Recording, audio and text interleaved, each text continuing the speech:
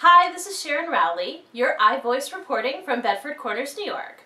Have you ever wanted to make a comment publicly and then just absolutely went out and stuck your foot right in your mouth?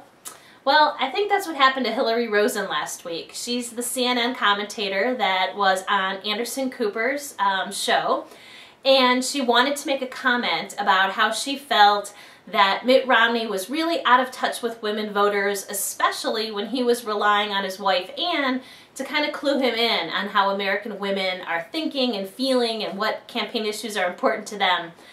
And she made the big misstep of saying that Ann Romney hasn't worked a day in her life. And this blew into a huge controversy with everyone commenting about whether or not, stay-at-home moms are really working, and how could she say that Ann Romney, who stays at home and raises her 5 kids, isn't working hard.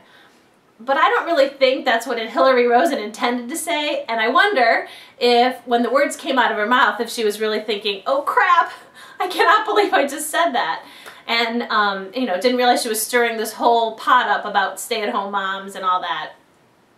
Now, I'm a stay-at-home mom, and obviously I know that stay-at-home moms work really hard. But my issue is not, Hilary Rosen's comments. I don't think that's what she meant to convey. My issue is really with her overall message. She wanted to make the point that Ann Romney can't relate to, every woman, the typical American woman. And her point is that Ann comes from a high socioeconomic class, so she doesn't really have to struggle with figuring out how does she make ends meet, how does she also take care of her kids, so she just can't relate to the American woman.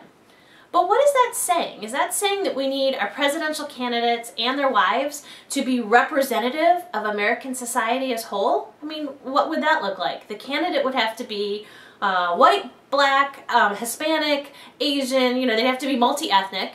She would have to be dual gender, and it'd have to be both a boy-girl candidate. They would have to have lived at different times in their life, both as poor, rich, and middle class.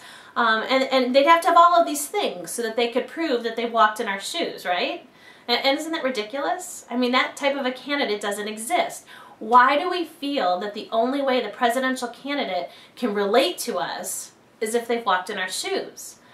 I don't need our presidential candidate to walk in my shoes. What I need is a presidential candidate who's cut out to be a leader, who understands the issues that's facing America right now, who understands what this difficult economy is going to do not only to us right now, but also to the next generation of kids.